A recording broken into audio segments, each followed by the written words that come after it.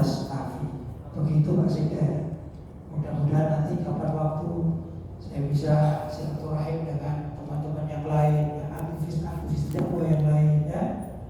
Yang tentu saya sendiri tidak kenal satu persatunya nama mereka. Betul ya? Ini juga banyak ini. Saudara-saudara juga ada yang pemuda-pemuda. Kan saya tidak tahu satu-satunya. Gimana saya bisa berinteraksi kalau nggak ada yang menjembataninya, betul ya? Mudah-mudahan dengan pertemuan ini pada waktu-waktu yang akan datang kita bisa mengadakan silaturahim yang lebih komplit ya. Mudah-mudahan demikian. Bapak-bapak dan ibu-ibu, hadirin-hadirat, nama sebuah pergerakan apa saja, ada tastafi, ada yang lain-lain. Selagi masih dalam batas mengikuti ajaran Ahlus Sunnah wal Jamaah, insyaallah kita akan sama di dalam pandangan keagamaannya. Ya. Nah, yang sekarang jadi masalah apakah Ahlus Sunnah wal Jamaah itu? Nah, ini yang perlu kita ketahui. Karena ada penyair yang mengatakan wa kullun yadda'i uslan bilaila walaila la tukirru lahu bidzaka.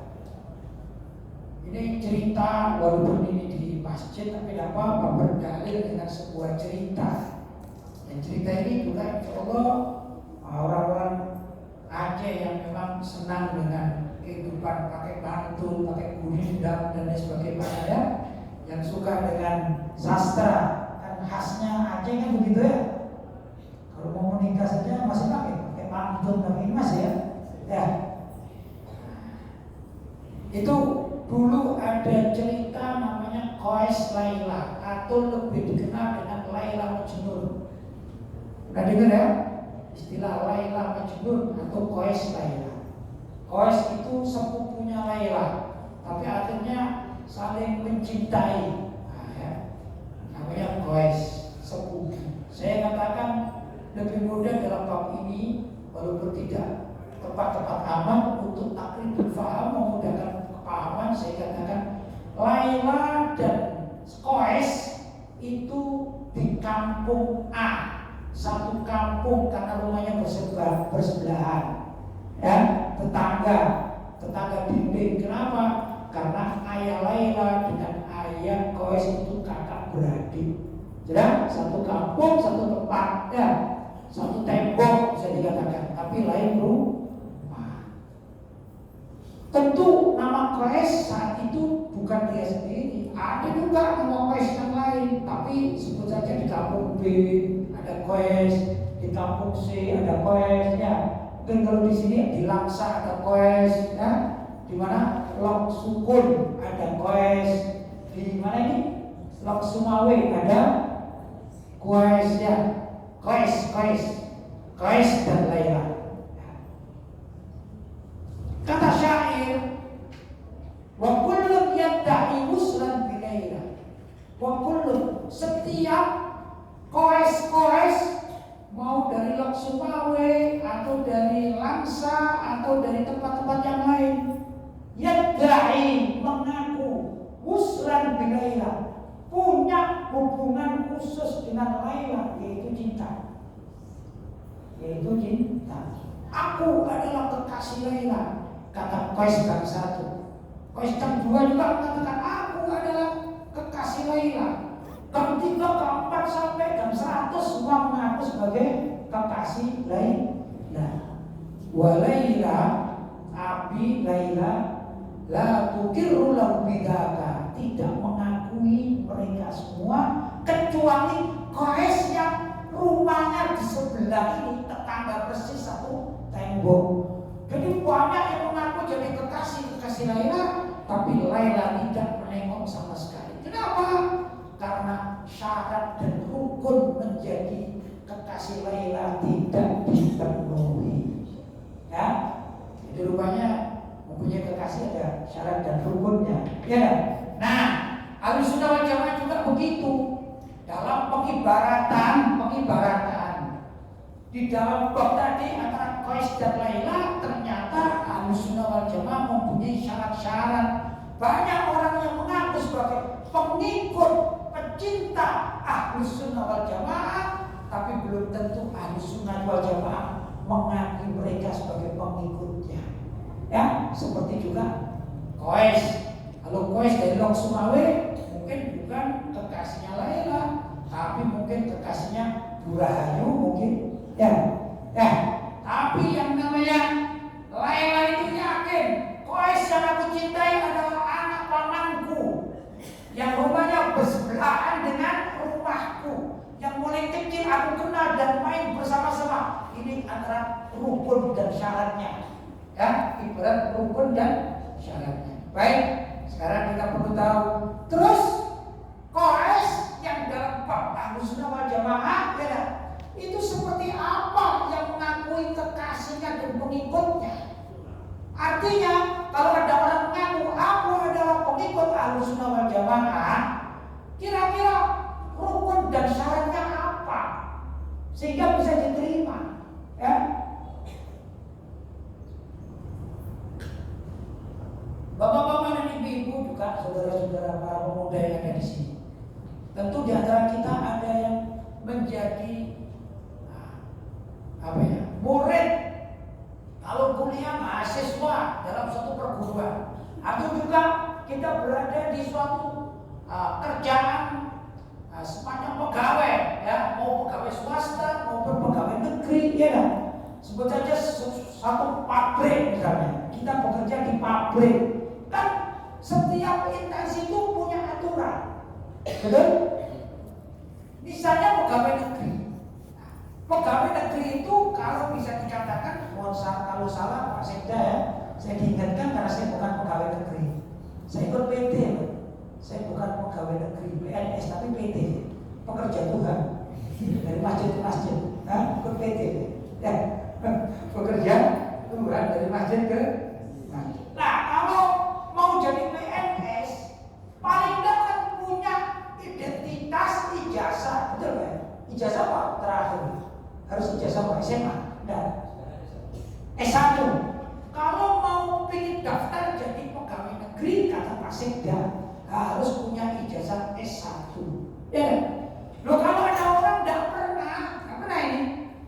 pernah punya ijazah sama sekali, sekolah juga enggak, ya, sama sekali tidak punya titel, kemudian dia berada di sekitar kantor pemerintahan, udah mengaku aku adalah pegawai negeri, ditanya ijazahmu apa? Aku belum punya ijazah. Ini pasti penipuan. Kalaupun dia jujur, mungkin dia bukan pegawai negeri, tapi misalnya penjual es, boleh, tapi bukan pegawai negeri, ya kan? Maka kalau dia mengaku aku adalah pegawai negeri, kata Pak Sekda, aku lihat dulu kamu terdaftar apa tidak. Syaratnya aja tidak dipenuhi, rukun dan syaratnya tidak dipenuhi, gimana kamu mengaku jadi pegawai negeri? Demikian dengan instansi lain, pabrik pun punya aturan, ya. Jamaah Tastafi juga punya aturan tentunya, jamaah yang lain, daya semua punya aturan. Ada orang yang mengaku sebagai anggota dari suatu instansi, tapi kalau tidak memenuhi syarat, maka pengakuannya adalah pengakuan palsu, pengakuan bohong. Demikian juga dengan Ahlus Sunnah wal Jamaah. Ya. Mohon maaf, mungkin di antara bapak-bapak, ibu-ibu ada yang kebetulan saat ini berada di sini, tapi bukan jamaah Tastafi. Mungkin saja, ya. Kebetulan Pak aku sholat terus ada ngaji aku ikut, mungkin terjadi, ya. Tapi jangan kecil hati, ya, jangan kecil hati. Saya sekarang bukan karena pilih-pilih, jamaah ini jamaah tidak. Kebetulan saya diundang, dibawa ke sini oleh kawan-kawan Tastafi. Jadi perkenankanlah saya kalau bicara tentang Tastafi. Ini Tastafi baru saya kenal. Sekitar 5 hari saya masuk di Aceh, ada nama Tastafi. Apa Tastafi? Kadang juga susah saya menyebutkannya karena suatu hal yang baru. Ternyata sebenarnya Tastafi itu bukan hal yang baru bagi saya, karena saya di mana-mana dakwahnya ini ya serupa walaupun tak sama, ya. Kalau Tastafi singkatan dari tasawuf, tauhid dan fikih. Itu dakwanya Tastafi ya. Nah, ini dimotori oleh tokoh-tokoh Aceh kan begitu. Kalau saya berbeda, kalau saya sedikit berbeda tapi semua. Kalau Tastafi kan dari tasawuf, kemudian tauhid, kemudian fikih. Saya biasanya saya balik di mana-mana itu. Saya bicara fikih dulu, baru akidah atau tauhid, barulah tasawuf. Itu kan serupa tapi tak sama, ya kan? Serupa tapi tak sama. Gimana? Ya, karena yang namanya Ahlus Sunnah wal Jamaah itu harus memenuhi 3 syarat dan rukun ini. Apa 3 syarat dan rukunnya?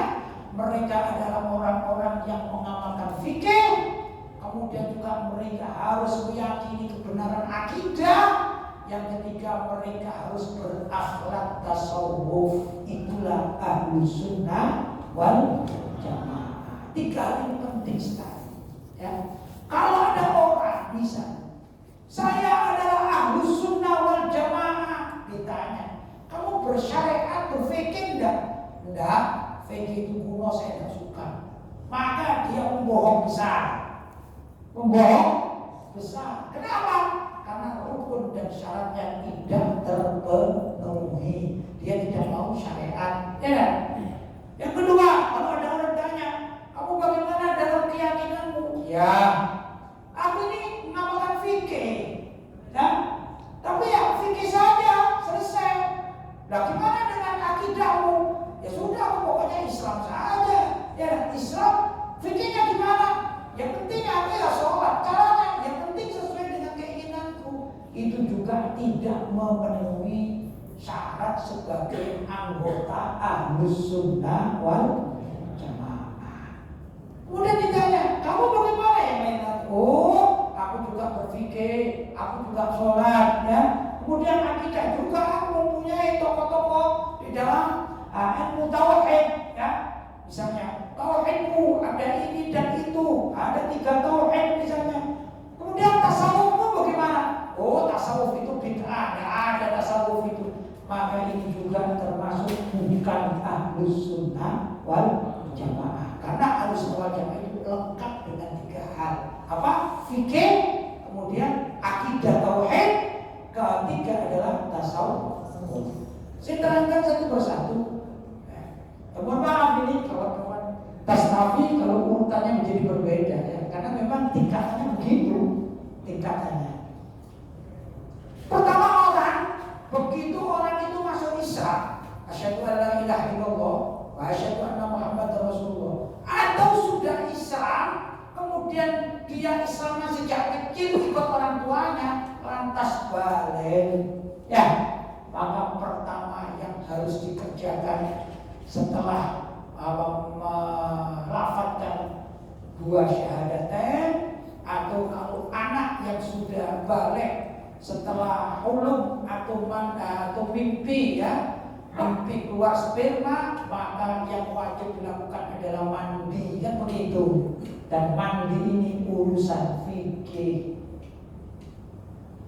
Mandi kan, ya kan? Kemudian dia wajib sholat, sholatnya pakai apa? Pakai fikih. Mau sholat pakai apa? Pakai wudhu, ya kan? Sebelum wudhu, kalau mau buang air kecil atau air besar, harus apa? Harus istinja, cebok lah. Nah, tadi Pak Sekda juga mengatakan sedih, gitu ya. Sebenarnya kesedihan itu datang dari saya sampaikan pada Pak Sekda ini. Pak, saya ini tamu jauh-jauh ya. Terkendala satu, saya senang sekali masuk di Aceh, luar biasa, syariat Islam luar biasa. Saya melihat ibu-ibu juga luar biasa, semua pakai jilbab. Sampai detik ini alhamdulillah saya belum ketemu Cina yang buka jilbab. Alhamdulillah, mudah-mudahan tidak ketemu kan. Jadi saya anggap seluruh Aceh ini pakai jilbab. Saya ambil begitu, karena saya belum menemukan kan gitu. Itu saya senang, saya bangga luar biasa ya. Cuman saya sedih terkendala satu Pak. Saya ini kebetulan ya, kalau boleh itu tidak apa-apa. Kebetulan saya ada penyakit diabetes. Orang biasanya punya penyakit diabetes itu yang sering adalah kencing, buang air kecil. Maka saya beberapa tempat saya minta turun, ini ada masjid, kita wudhu ini, tapi terkendala tatkala masuk toilet. Ada yang ada gayungnya, ada yang kotor, ada yang kerannya di atas. Saya bingung juga ini gimana ini ya? Susah. Satu perjalanan saya menemukan SPBU, SPBU saja ternyata lebih bagus. Loh, mana nih? SPBU toiletnya lebih bagus daripada masjid kita, milik Allah. Begitu, maka kita berkewajiban. Itu urusan fikih. Jelas ya? Sholat urusan fikih, puasa urusan fikih, zakat urusan fikih, haji urusan fikih. Ya kan? Ada orang yang melanggar, ada orang apa ya? Kalau di sini dicambuk nih biasanya, pacaran ketahuan dicambuk, itu urusan fikih. Kalau ketahuan berzina diapakan? Dirajam, urusan fikih. Ya, mencuri, potong tangan, urusan fikih. Korupsi, potong apa? Kalau korupsi, potong gaji. Itu semua urusan fikih. Maka Ahlus Sunnah wal Jamaah pada periode pertama orang wajib mengetahui, mempelajari fikih. Fikih dalam artian yang lain adalah syariat. Fikih dan syariat adalah sinonim. Fikih dan syariat adalah sinonim, persamaan kata, ya. Artinya sama. Sudah, syariat. Jadi kalau gitu Aceh melaksanakan syariat Islam berarti Aceh berfikih. Ya. Maka saya katakan, saya usul kepada Pak Sekjen, mudah-mudahan sampai pada Gubernur Aceh. Kalau di Aceh ada orang yang tidak mau sholat, berarti dia tidak bersyariat, suruh keluar dari Aceh. Karena gak cocok, namanya Aceh bersyariat. Kalau ada orang yang saya tidak mau bersyariat, karena syariat itu bukan kelas saya sekarang sudah makomnya makom tinggi, makom hakikat dan makrifat. Tolong catat orang-orangnya, kasih surat, Anda tidak cocok di Aceh karena Aceh bersyariat Islam. Wajib sholat tidak orang Aceh? Wajib sholat. Nah, begitu kan? Balik sekarang pertama fikih. Yang kedua tauhid. Kalau dari tastafi kan tasawuf, tauhid, fikih. Saya mengambil dari fikih dulu, naik kepada apa? Tauhid. Dalam kitab tauhid, dalam akidah tauhid, warga Ahlussunnah wal Jamaah seluruh dunia mayoritasnya saat ini ulama-ulama Ahlussunnah wal Jamaah menggariskan siapa saja yang mengaku menjadi pengikut Ahlussunnah wal Jamaah, khususnya dewasa ini, ya, maka mereka harus mengikuti ada dua imam. Beliau adalah Imam Asy'ari dan Imam Maturidi. Ya. Kalau ada orang yang anti, apalagi sampai menolak atau memusuhi, bahkan juga naudzubillah, ada saya baca di beberapa tulisan di internet, sampai ada yang mengatakan Imam Asy'ari dan Imam Maturidi itu syirik, murtad, kafir, naudzubillah min dzalik. Itulah imamnya Ahlussunnah wal Jamaah. Intinya kalau ada orang kelompok mana saja yang tidak mau dengan akidah Asy'ari dan Maturidi, walaupun aku Ahlussunnah wal Jamaah, mereka adalah palsu. Jelas ya? Mudahnya gimana? Ya, Islam masuk Indonesia, orang tua kita zaman dahulu, juga orang tuanya Pak Sekda dan yang lain sebagainya, tuan guru kita itu dulu di masa kecil, dan insyaallah juga saudara-saudara, mungkin kita ada di suruh-suruh kita, itu hafal kadang-kadang dipakai ujian wujud kidam baqo mukhalafatul hawadisi. Betul kan? Itu ajaran Ahlussunnah wal Jamaah dari Imam Asy'ari dan Imam Maturidi.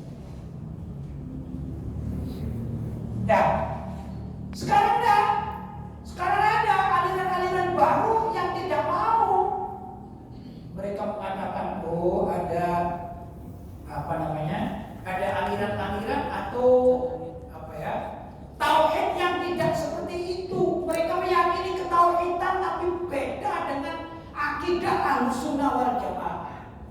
Saya katakan di dalam kitab Wujud Kitab Baqarah itu ya, ada kalimat saja, satu lagi, sifat mukhalafatuhu lil hawadithi. Allah itu bersifat mukhalafah, berbeda, lil hawadithi, dengan makhluk. Jadi Allah itu berbeda dengan makhluk. Segala macam sifat-sifat Allah sangat berbeda dengan makhluk. Satu hal yang ingin saya sampaikan, sekarang ini di internet ada orang yang menisbatkan Allah itu hampir sama dengan makhluk. Apa itu? Yaitu kaum Mujassimah. Apa itu kaum Mujassimah?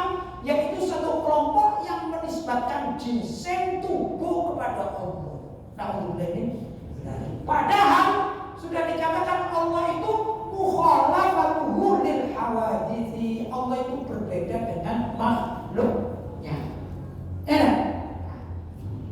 Ada kelompok yang mengatakan Allah itu punya tangan, Allah itu punya mata seperti mata kita, Allah juga punya kaki seperti kaki kita.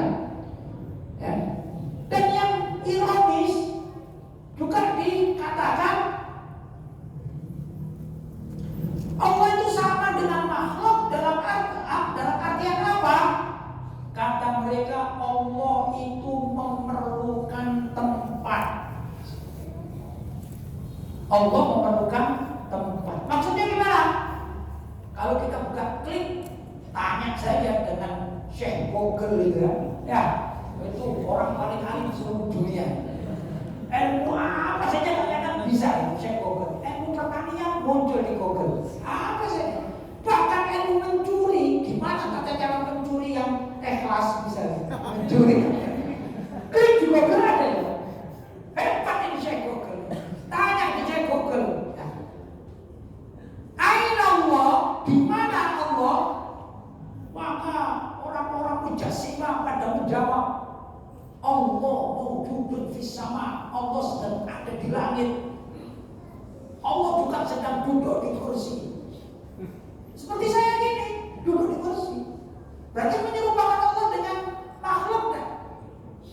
Mengatakan maaf ya, kalau sesuatu yang duduk atau orang yang duduk itu apa saja yang terjadi dalam duduk? Pertama, maaf ya, belakang atau mungkin bahasa lebih lugasnya pantat itu menempel di kursi, betul? Betul ya? Kalau pantat menempel di kursi namanya duduk. Kalau pantat tidak menempel di kursi berarti berdiri, ya kan? Kalau duduk berarti menempel, berarti apa? Perlu sanggahan, betul? Kursi jadikan sanggahan. Terus masa Tuhan Allah SWT yang menciptakan kursi perlu disanggah oleh kursi? Lah sebelum menciptakan kursi di mana? Kan rusak ini. Itulah dikatakan kelompok-kelompok Mujassimah. Maka kalau ada jawaban Allah sekarang berada di langit, itu bukan Ahlussunnah wal Jamaah. Kenapa? Karena langit itu makhluk yang diciptakan oleh Allah. Loh, kalau Allah membutuhkan makhluk atau langit sebagai tempat tinggal, dulu gimana sebelum diciptakan langit? Tinggal di mana Allah? Maka di sini rancu. Paham ya? Paham jelas ya? Jadi orang yang mengatakan sekarang Allah ada di langit, Allah di sama, seperti orang-orang Mujassimah, ya kan? Kalau saya waktu belajar di Saudi dulu, yang namanya orang-orang Mujassimah adalah tokoh-tokoh Wahabi di Saudi sana. Saya 8 tahun ada di sana, ya. Tokoh-tokoh Wahabi itu adalah kaum Mujassimah, ya. Saya pernah di Saudi, jadi paham betul, ya. Nah, begitulah kurang lebih. Maka apapun yang kita katakan sebagai Ahlussunnah wal Jamaah, kami Ahlussunnah wal Jamaah itu pengakuan palsu. Kenapa? Karena menurut akidah Ahlussunnah wal Jamaah, kalau ditanya aina Allah, kata para ulama dikatakan was'aluhu bid'atun, mempertanyakan keberadaan Allah itu bid'ah. Tanya saja bid'ah, apalagi menghukumi Allah sedang duduk di kursi ada di langit.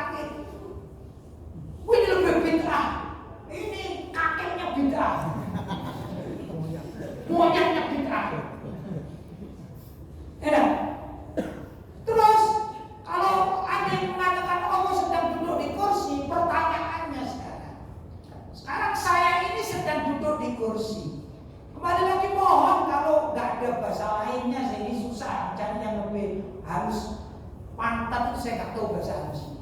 Paling tidak saya tanya, pantat saya dengan kursi ini luas mana, besar mana? Ya besar kursinya, ya kan? Kalau misalnya lebih kecil kursinya kan pemain sirkus kan? Betul? Kalau saya dikatakan sedang duduk di kursi, berarti kursi lebih besar daripada saya, itu normal. Betul ya? Loh, kalau saya tanya, terus menurut kalian, hai orang-orang mujassimah, Allah sedang duduk di kursi. Betul apa tidak menurut kalian? Betul, ditanya. Besar mana Allah dengan kursinya? Berarti besar kursinya. Kenapa? Karena pikiran mereka Allah itu bertubuh. Dan Allah itu punya kaki, maaf juga punya pantat yang harus duduk di kursi. Itu Tuhan mereka. Tuhan kita tidak. Dikatakan Allahu mawjudun bila makan. Menurut Ahlussunnah wal Jamaah, Allah itu mawjudun, ada bila makan yang tanpa tempat. Kenapa demikian? Karena tempat itu makhluk, tempat itu ciptaan Allah. Buktinya apa? Iya, kalau andai kata Tuhan itu dikatakan mempunyai badan seperti gambaran kaum mujassimah, ya kan? Pasti salah di dalam sifat-sifat Allah. Coba orang kalau ada orang kalau ada apa yang diucapkan? Allahu Akbar, Allahu Akbar. Artinya apa? Allah Maha Besar. Akbaru, Maha Besar. Dari apa? Min kulli syai', dari segala sesuatu. Jadi Allah itu sifatnya ya, Maha Besar dari segala sesuatu, dari dunia dan seisinya. Andai kata saya katakan Allah itu memang bertubuh, ya, andai kata, maka kalimat Allahu Akbar, Allah Maha Besar, besar mana Allah dengan kursinya? Pasti besar Allah. Jadi kontradiksi antara orang yang meyakini Allah sedang duduk di kursi, dia mengatakan Allahu Akbar. Gimana ini? Allah lebih besar daripada segala sesuatu termasuk kursi, tapi Allah duduk di kursi yang kursinya lebih besar daripada Allahnya. Kontradiksi deh. Kontradiksi. Kenapa kontradiksi? Karena pahamannya sesat, salah. Ini masalahnya. Paham ya?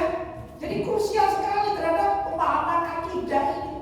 Karena itu kalau dikatakan sekarang Allah di mana? Allah di langit. Saya tanya, besar mana Allah dengan langitnya? Besar langitnya, berarti Allah itu kecil.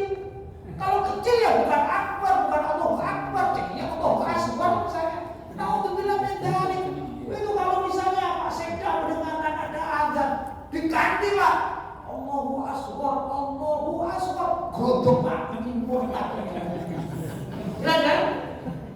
Murtad ini. Karena Allahu akbar, di mana-mana Allahu akbar. Min kulli syai'. Karena apa? Ilmunya Allah, kekuasaan Allah, muhitun bil asya', meliputi segala sesuatu. Karena itu akbar sifatnya Allah. Jadi kontradiksi kalau ada orang mengatakan Allah sekarang ada di langit. Itu kelompok apa? Mujassimah. Kalau di Saudi kelompok apa namanya? Wahabi. Kalau di Saudi, kalau di Aceh saya nggak tahu. Kalau kali ini masuk Aceh saya, ya. Belum kenalan saya. Ya.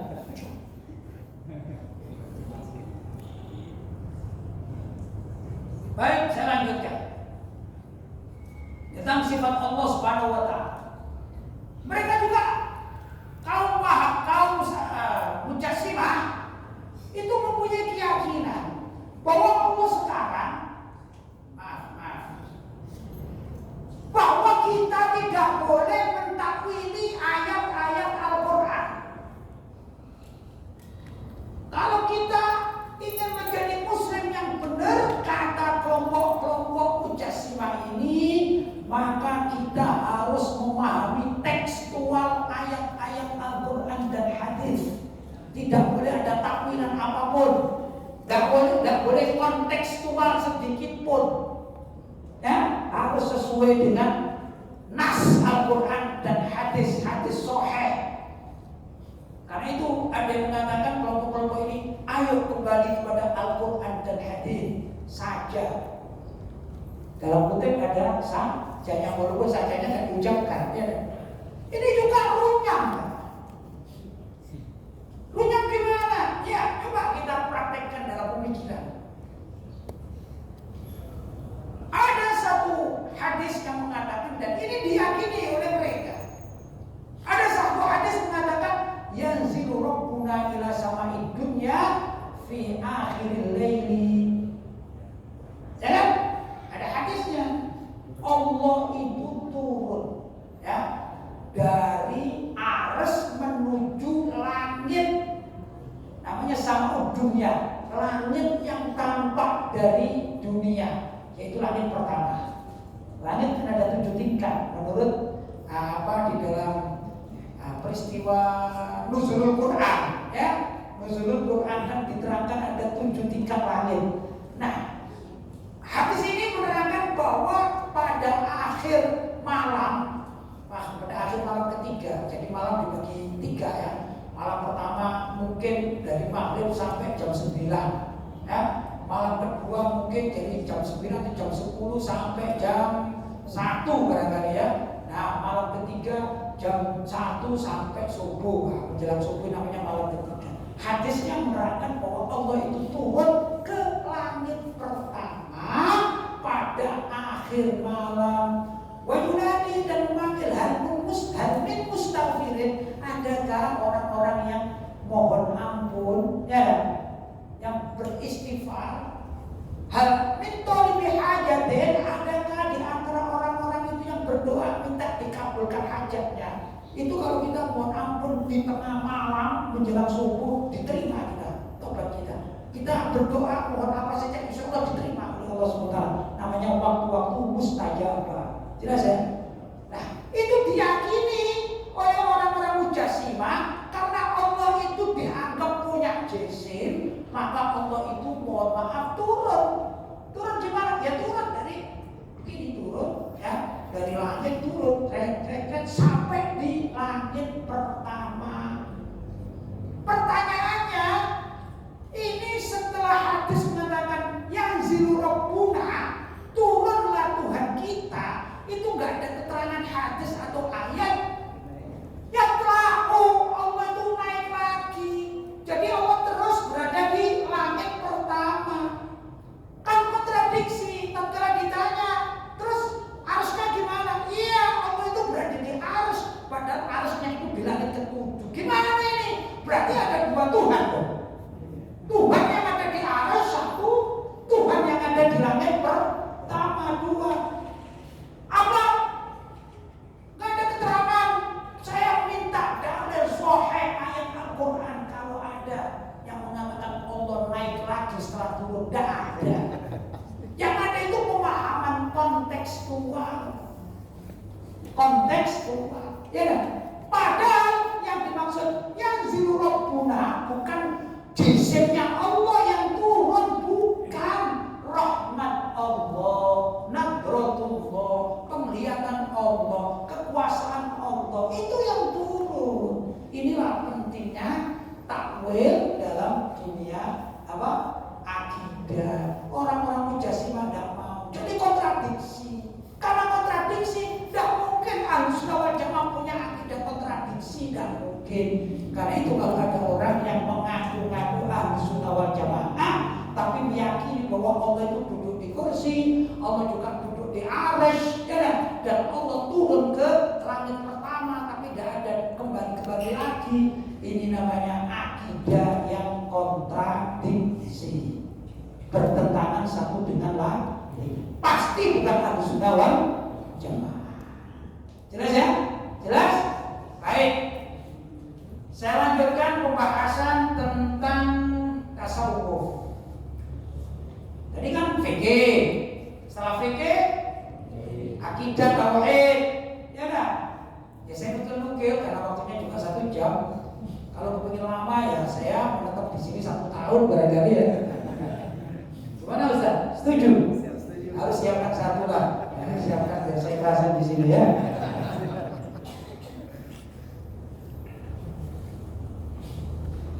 Baik, tasawuf.